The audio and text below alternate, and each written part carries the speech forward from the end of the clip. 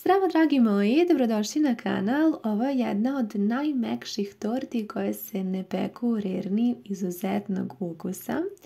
Najprije u jednu posudu sipajte 350 g brašna, prstohvat soli, a potom dodajte i 80 g kristal šećera pa sve to pomešajte. Zatim pripremite margarin ili puter 170 g, bilo bi dobro da je omekšao na sobnoj temperaturi. Pa uzmite i rukom izradite ovu smesu dok ne dobijete mrvičastu smesu. Evo ovako to izgleda kada se napravi. Zatim uzmite jedan malo veći tiganj i sada još malo možete ovako da protresete kroz ruke ako ima još nekih većih grudvica da napravite ovako mrvičastu smesu. Pa odnesite na ringlu koja nije zagrejana na najjače, neka bude vatra iznad srednje i mešajte neprekidno. Kada počne ovako blago da porumeni, onda smanjite na srednju temperaturu kako vam se ne bi zalepilo i neprekidno mešajte dok ne dobijete ovako smesu koja je fine brown boje. Ovo je smesa za koru i ostavite da se malo prohladi. Za to vrijeme spremit ćemo fil za koji nam je potrebno 3 cijela jaja u koje ćete dodati gustin, odnosno kukuruzni skrob. Na ovu količinu potrebno je 3 superne kašike, neka budu pune, pa uzmite mutilicu i sada dobro ovako promešajte gustin sa jajima da se dobro rastopi i da nema nikakvih grudvica. Kada ste to uradili, dodajte u ovu smesu 160 g kristal šećera, pa još malo promešajte da se blago šećer rastopi, ne mora skroz jer ćemo svakako da kuvamo fil i ova torta je veoma brza i veoma jednostavna.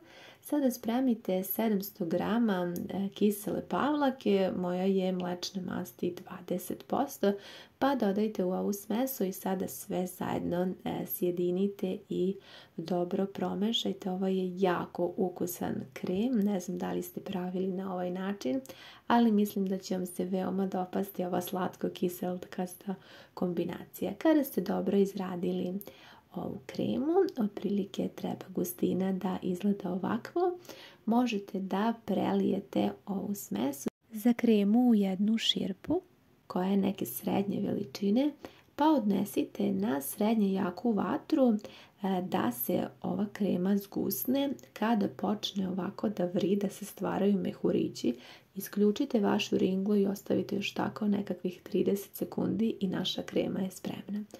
U gotovu kremu dodajte 20 g vanil šećera, odnosno 2 ova pakovanja, 2 kesice, a potom dodajte i 70 g margarina ili maslaca, zavisno šta imate kod kuće, pa sa mutilicom sve zajedno promešajte dok je još krema vruća kako bi se margarin lepo rastopio i ovo je zaista, kažem, jako fina krema.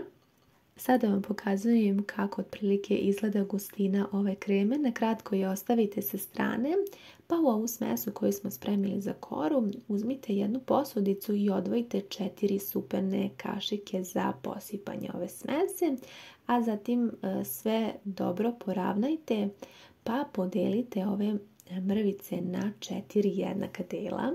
Uzimam posudu okruglu 26 cm u prečniku. Priprema ove torte je veoma brza ako izuzmemo vrijeme za njeno hlađenje. Za pripremu vam ne treba više od 30 minuta. Sada ćemo da spremimo slojeve. Najprije uzmite i posipajte prvi red, odnosno ovu mrvičastu smesu, a zatim odgore premažite sa kremom i tako radite sve dok ne potrošite smesu. Sada posipamo drugi sloj kore, ravnomjerno ovako rasporedite da svuda bude jednako. Savjet kada budete mazali ovaj deo sa kremom jeste da kremu mažete ovako sa spoljašnjih krajeva, odnosno sa oboda ka sredini, zato što će vam tako biti lakše i neće vam se lepiti krema za koru. to je neki moj savjet. Eto, ja sam prvi put pravila ovu tortu i mislim da je ovako najlakše.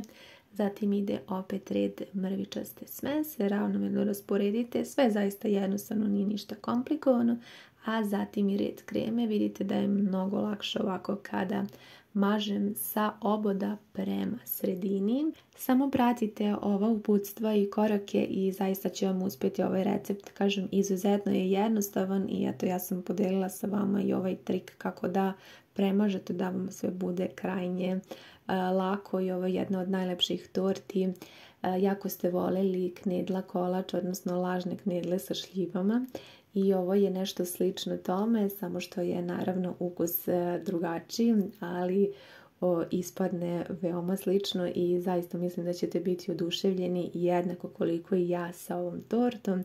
I evo za kraj ćemo premazati, odnosno posuti ovih 4 supene kašike mrvica koje smo ostavili sa strane.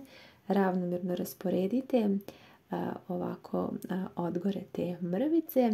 Poželjno bi bilo da spremljenu tortu najpre prohladite malo na sobnoj temperaturi, a potom je odnesete u frižider na hlađenje. Ja sam ovu tortu pravila dosta kasno uveče, pa sam je hladila tokom cijele noći, ali je sasvim dovoljno i da je držite u frižideru nekakvih 6 do 8 sati.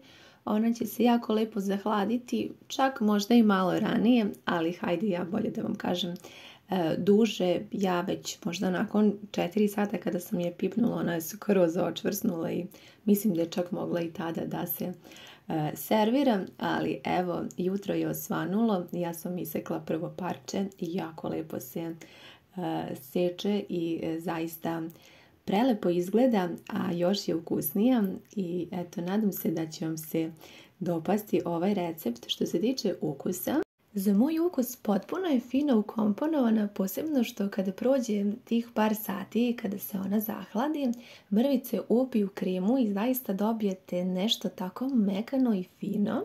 Dovoljno je slatka za moj ukus, a opet ima i tu neku dozu kiselosti. Tako da je ovo jedna od najlepših torti koje se ne peku u rerni, a opet se ne spremaju nužno od mlevenog keksa, već od tako jednostavnih sastojaka iz kuće. Hvala vam mnogo što ste pogledali ovaj video, javite mi utiske i ljubim vas sve puno.